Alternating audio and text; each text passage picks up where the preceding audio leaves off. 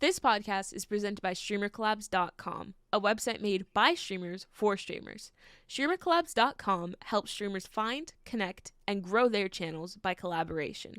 We believe that collaboration is key to unlocking the full potential of the streaming community, and we strive to provide the tools and resources needed to make that happen. So join us today and let's make a difference together on StreamerCollabs.com. Hello, everyone. Welcome back to the Streamer Collabs podcast, where Buzz's light is too damn hot.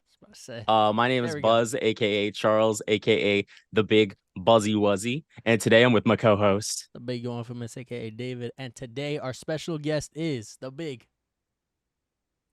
Dustin. the Big Dustin. DustinEden, yeah. That's real.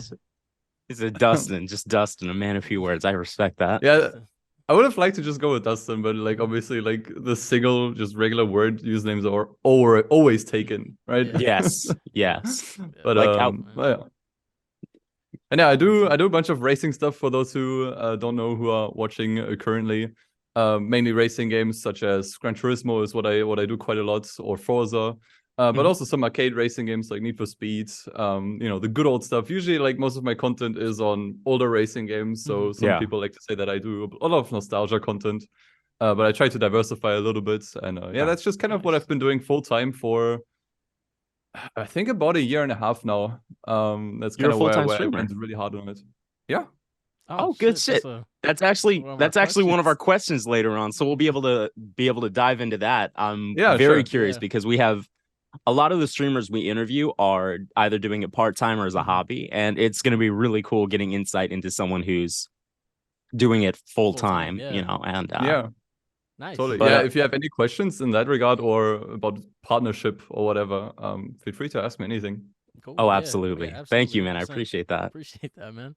But to start off, or David, did you want to start this off? Yeah, I'll start it off. Cool. How did you get started, and did you have any inspiration when you first started out? Well, the interesting thing is I didn't actually start as a streamer. I started more as a YouTuber many years ago, many years ago. So my first YouTube video I uploaded in, I think, August 2010. So like almost 13 years ago. And I was like super into Pokemon at the time, as I was like 10 years old, obviously. And yeah, I just did like a bunch of Pokemon Let's Play videos and all that kind of stuff. And over time, like I think streaming was already around in 2010, I think, but it really became popular and started to take off in like 2012, 2013, around about that time. And that's when I kind of started to stream random stuff for myself. But I didn't really like take it super seriously until I think 2020, where I just started to stream consistently on Twitch, mainly just variety stuff. I didn't really have like a set channel identity at that point yet, so it's just been a bunch of random stuff on and off for a little while. And yeah, it's been I think since 2022 is where I decided, okay, I'm gonna like do this 100% in combination with YouTube and actually try to make a living out of it. And that's just kind of where I've been since then. Nice. Good shit. And when you say you started to take it seriously in 2020, what did taking it seriously look like for you? Well, I mean, for one, it meant that I basically stopped doing my current job that I was doing at the time. It's been like 2018 to 2022 was like a huge mess. I'm gonna try to summarize this like in a really easy way. But I basically was doing university. I was studying English and German, which is the most boring shit you can study, like full stop. I hope swearing is okay, by the way. No, you're good, bro. You're good. We swear all the time. Okay, all right. Yeah, it was boring as hell. I was falling asleep in class and all the time, and I was not going to exams because I was like, I can't be fucked. So I just kind of started to look into freelance work, and what I've just been doing for a little while. I think starting like around 2018, maybe near the back half of 2018, was just editing work for other YouTubers. Nice. There's one YouTuber that I mainly edited for. His name is Kuru HS. Who actually kind of like got me into this kind of like racing game content scene. That's kind of like been my entry drug in a way.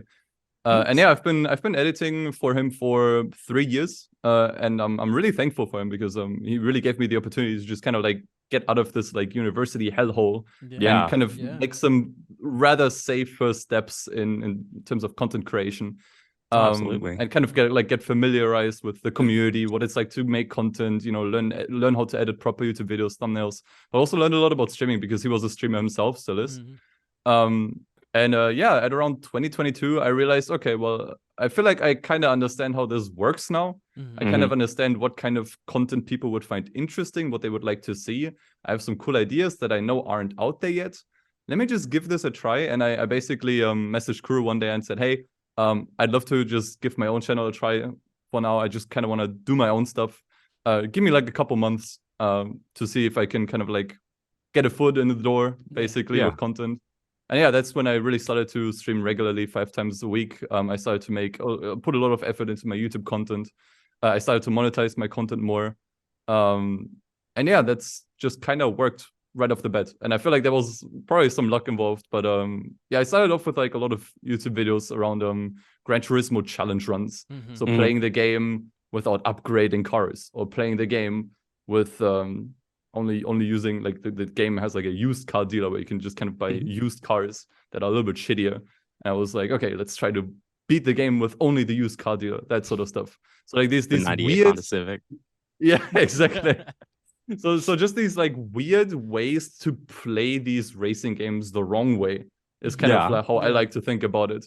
And I think that's something that people still today really like to see. They just really want to see people play games in just different ways that you normally wouldn't, right? Exactly. No, because everyone can play the game, but not everyone's playing it the way you're doing it. Setting up challenges for yourself is a great way to keep things interesting, especially if your main niche is racing games. Then mixing it up every stream is going to keep people coming back. That's really smart, actually. Good shit. Good. That was a great idea. Especially content or go ahead. No, the thing is, especially with racing games, since they're so simplistic, because what do you do except driving, right? It's like you drive. So finding interesting ways to present these games is definitely challenging. But I think that's also if you can nail it, if you can pull it off, that's really where people find a lot of interest in. Nice, good shit, man. Yeah, and that's I was just gonna say, like, that's the difference between playing the game and content creation. That was when you that's brilliant. That is nice. That's really good. Yeah, and it's kind of like, in a way, it's kind of sad to kind of like get to this conclusion. But there's like this Twitch subreddit. I think that's where I found you guys as well. And I've read like a bunch of posts on there where people were like, "Hey, I want to become a big streamer, but I don't want to like create content. I just want to play games." But I think if you really want to, if you really want to take it full time, that's just not really how it works, because your job is not really playing games. You are an entertainer as a content creator, as a streamer. You are an entertainer, and it's your job to entertain people. And I think you need to put that extra bit of effort in to really get there. And that can be through weird challenge runs, that can be through other stuff, but you have to just kind of like add some unique spice to your content if you really want it to take off and turn it into a full-time job. You don't have to turn this into a full-time job. Like, there's a lot of people that are perfectly fine, perfectly happy just doing it for fun. And sometimes I wish I can go back to that too, where it doesn't really matter and you can just play whatever. Then, there's no repercussions. But yeah, it's just something you got to be aware of, I think, if you want to get into streaming, for sure. You got to put in the effort, man. David and I are always talking about that. If you're not putting in the effort, then an effort comes in like YouTube, like you're doing. Do you do TikTok and Twitter and social medias? Do you keep up with those? I mean, I shit post occasionally on Twitter. Instagram, my Instagram I usually just still treat as like a private blog, so where I just kind of like post stuff, from my private life, because I just find it interesting for myself. But I actually don't do shorts, and I feel like that's such a common misconception that people have when it comes to, okay, how do I get people interested in my content? I actually think shorts are among the worst way you can do it. Because really, 100%. Because the thing is, have you ever like I'm assuming you guys are probably also on TikTok or maybe on Instagram Reels. You just kind of like spend some time there. How do you interact with that content? It's like you are on those platforms and you watch a video that you really like. What do you do next? I keep swiping. You keep swiping. You keep swiping. You keep scrolling. And that's the problem with shorts. And that's why ultimately I think shorts aren't like, they're easy to do, which is the positive thing. You can do shorts extremely easily. Even if you have zero editing skills, it's really easy to do. But the turnover rate from people that view your shorts and view your clip content to actually joining you on stream is extremely low, to the point where I can't really recommend it. It's just not really worth it. I always say that shorts are kind of like empty views in a way. Like, sure, your numbers, explode on those on those those platforms, but your bottom line doesn't really change, right? Like, I noticed that on my YouTube channel too.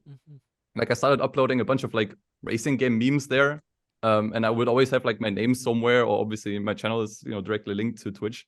I noticed zero difference, and I had shorts that had over 1 million views, and I noticed zero difference to my bottom line. However, even if I made like a regular video about like one of my streams, even if it only had like, and I say only in quotation marks, it's still quite a lot, but like 10,000 views. The turnover rate was way higher. I noticed like a much bigger uptick in my like average stream viewership and also Twitch followers by actually doing like well constructed, well edited video content, right? Because that's what people remember. Like, you don't remember that random short that you watched yesterday, but you remember that 1 hour meticulously edited and narrated video on YouTube that you watched like last week. That's what people remember, and that's what it's ultimately coming down to: making content that's memorable. No, that's a completely valid viewpoint. I think, and just my insight to this, I'm not saying you're wrong. Please don't hear that. I think, at least from my perspective, because I completely hear where you're coming from, where it's like, you're not a lot of, I'd say 99.5% of the people, if you get, like you said, 1 million views on a short, then you're probably not going to see any of those people come in. I think, at least for YouTube, maybe not TikTok, because TikTok is a whole different platform. But if you're uploading like consistently like those well-edited videos to YouTube, I think you got to do both hand in hand. You can't just upload shorts and not videos, because shorts, I think, are just a way for you to get your foot in the door. I feel as though they're just a way. Exactly. They're kind of just like getting the algorithm to notice you, because if I see the same guy post, a different short every day, and I'm seeing that constantly, I'm more inclined to be like, okay, I'll check this guy out. I think if you do shorts, you'd have to do them consistently. And I'm not saying that you're gonna like blow up off of shorts, because like we've already established, I've seen people blow up off shorts. I'm not gonna lie. Wait, like whole channels? Yeah, like, so there's whole channels like based on YouTube Shorts and stuff out there that are really doing well. So it gives and takes. You know what I'm saying? Gives and takes. It's definitely not viable if you're doing just shorts. But I feel as though if you're doing it along with like well edited content, like what you're doing, Dustin, then you're more likely to succeed. But I completely hear where you're coming from. Yeah. Basically, what you're saying is that shorts are more the supplementary content rather than what's actually like getting people interested in you as a creator. I totally agree. Like, I think the most effective shorts are those which are just kind of like small snippets and excerpts from your longer form content, and then at the end of the short, it's like, hey, want to watch the rest of this video? Here it is, right? Exactly. And then people might go and watch the entire video, and then they might subscribe to your channel, and then they might come back for more. Right? Exactly. Like, I think that's probably the most effective way, or like how you get the most out of shorts, I think. Yeah. No, absolutely. That's exactly how shorts are meant to be used. Yeah. I also wanted to take a step back. You said you wish you could go back to streaming as a hobby and things like that. Could you talk about that for a second, actually? Where are you right now? I mean, right now the thing is, I mainly focus on racing game content, and I'm kind of hesitant to try other genres because it's kind of interesting. Like, there's streamers that only play one game, for example. And those kinds of streamers have this problem. I think a lot of speedrunners would probably agree that if they switch to anything else, nobody tunes in. And it's sort of also true if you just do one genre. So if I, let's say, for example, do mainly racing games, and then tomorrow I'm gonna be like, okay, I'm gonna stream The Sims 4. People don't care. Unless I maybe like do something like super wild in Sims 4, then maybe. But that's just kind of like the thing. And when you don't do this full time, you don't really have to care about this stuff. Then you can just be saying, okay, I'm just gonna play Sims 4 tomorrow because I want to, right? And the other thing is, and this is probably something a lot of partners or people that just generally do full-time content creation can agree on. It's when you basically do streaming for a living, you kind of take the hobby and transform it into the job, which means you can't really do it as a hobby anymore. What that means is I don't play racing games in my free time anymore at all. Right. Because it's just like I could just do something more interesting and stream it. I still game a lot. Like just before I joined the call, I was playing Judgment, for example. It's like part of the Yakuza games. You maybe heard of them before. Oh yeah. Okay, yeah. It's really fun. So I still do game in my free time. I know a lot of other creators that don't play any video games anymore at all outside of streaming. But like for me, it's like I don't really play racing games anymore. And like sometimes I miss that time where I was just kind of like playing some Gran Turismo, or just grinding out some Forza and have some podcast on the side or some other stream on the side. I don't really do that anymore, and I don't really feel like doing it anymore. And it's sometimes I miss that stuff. But it's just kind of a trade-off that you have to accept when you move to full-time streaming, basically. Damn. I can completely understand that. Well, not from personal experience, because I'm still kind of like but it's like understandable, right? I mean, I think that it's not even exclusive to streaming. It's like you turn your hobby into your job. It's not your hobby anymore, but it's still a damn good job. I want to point that out too. 100%. It's a damn good job, and I don't think I could be any happier with anything else, right? That's great. I'm really happy to hear that, man. Good shit. Thanks, man. But go ahead. No, go ahead, man. You got it. Okay. So shifting into our next few questions, these are going to be more away from content creation and more into the psyche of the big Dustin. So, would you rather fight a gorilla every week for the rest of your life and have a 50-50 shot of winning, or just being, absolutely humiliated by the gorilla, or let every intrusive thought of yours come true? I think I'm a fairly pure mind, so I think I would go with the latter. Oh shit! I might be really wrong with that.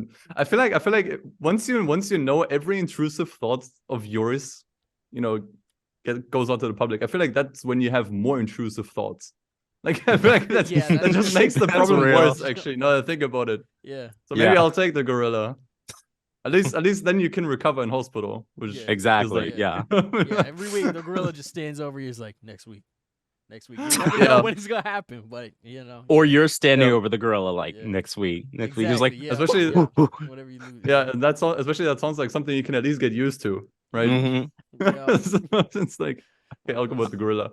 I don't want anvils, like now it's a rating anvil. Now I'm the problem. You know what I'm saying? Nigga talking like he lives in Looney Tunes, bro. Exactly, bro. Acme Incorporated.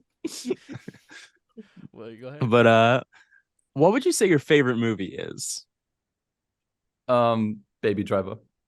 Really? I've never seen it. I was about to say. It's so good. The thing is, it's my favorite movie because it's like a bit of an anti-movie in a way.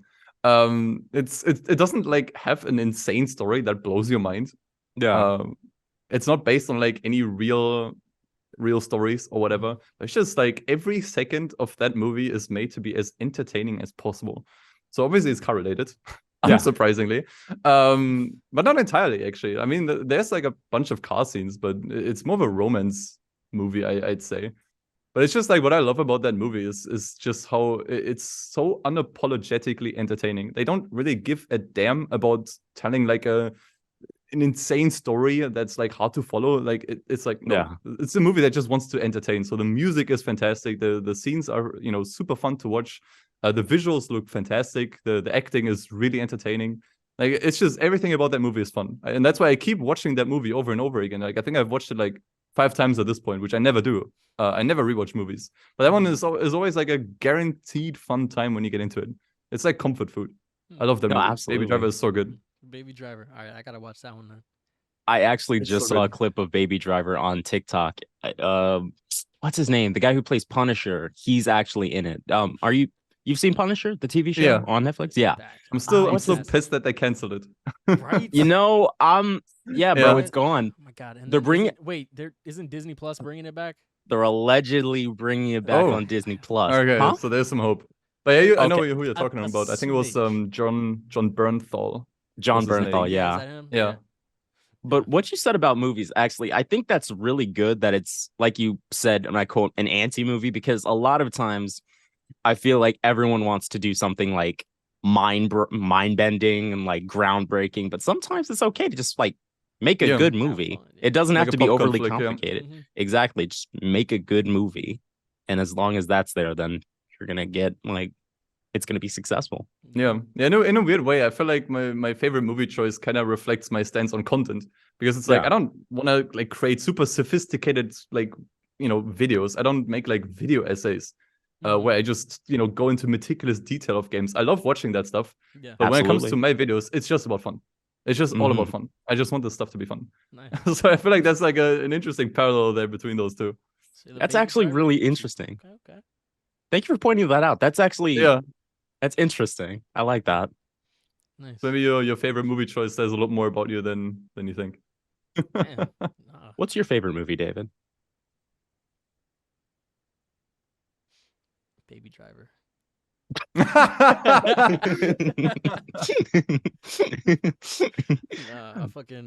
Probably Across the Spider-Verse. I'm not gonna lie. Across the Spider-Verse is valid. That is at least top 3, and it's not Miles, 3. It's at least Miles did his right thing, now. bro. It's at least Miles did his thing. What about you, man? What's your favorite movie? Tropic Thunder. Tropic Thunder. That is a Have you seen Tropic Thunder, Dustin? I've never heard of it actually. Never heard of it. It's new to me. It's got Robert. Downey, it's got Robert Downey Jr. It's got Jack Black. It's got go ahead. Ben Stiller. Ben Stiller. Yeah. It's got a couple. It's got a lot of Tom Cruise. It's a comedy. Yeah. It's like a parody of war movies. It's really good. It's on Netflix. If you want to check it out, I would highly recommend it if you like comedies and stuff. Tropic Thunder is like favorite comedy of all time. The first time I saw it, I was like 18. I was like, whoa, this is I'm 23 now for reference, but I was like, whoa, this is crazy. This is the funniest movie I've ever seen. But yeah, it's good. It's good. It's good though. Thank you. Our last question. Yeah. I did want to sneak this one in there though. What is your favorite go food? ahead. What is your favorite food? What do you eat, bro? Man, Do you be ordering put me on the out? spot like that. Like, what's going on, man?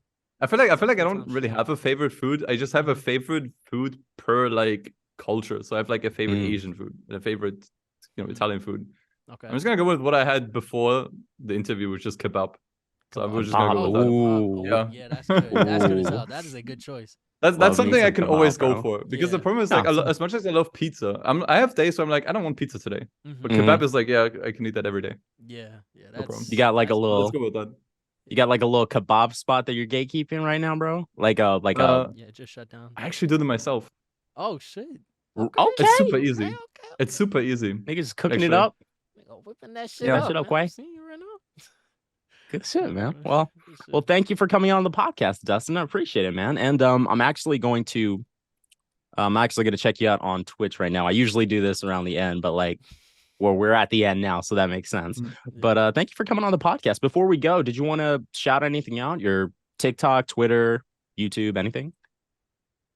I feel like I shouted everything out already. I mean, you can mainly find me on Twitch and YouTube. It's just DustinEden. I do have a second channel on YouTube, Dustin Extra, where I just kind of like randomly talk about topics that interest me or other like non-racing game stuff. That's kind of where I talk about games that I play in my free time and what I thought about them. Nice. But that's kind of about it. Like I'm honestly like not really huge on like being on every kind of social media, because it's like at the end of the day, the most important thing is what the content that you produce. The rest doesn't matter. What you post on Twitter doesn't really matter. What you post on Instagram, like you can do that for fun. Absolutely. I do it for fun. But what matters is like just the stuff you put out and how many people you entertain with it. So yeah, YouTube and Twitter. No, YouTube and Twitch, not Twitter. YouTube and Twitch. There we go. Okay, cool. No worries, man. But thank you for coming out. This has been DustinEden from DustinEden on Twitch. Go ahead and give my boy a follow. Thank you for coming on and tuning into the StreamerCollabs podcast. My name is Buzz. My name is David, and our special guest has been Dustin. And we will see you guys next week. Take it sleazy. Peace. Bye-bye.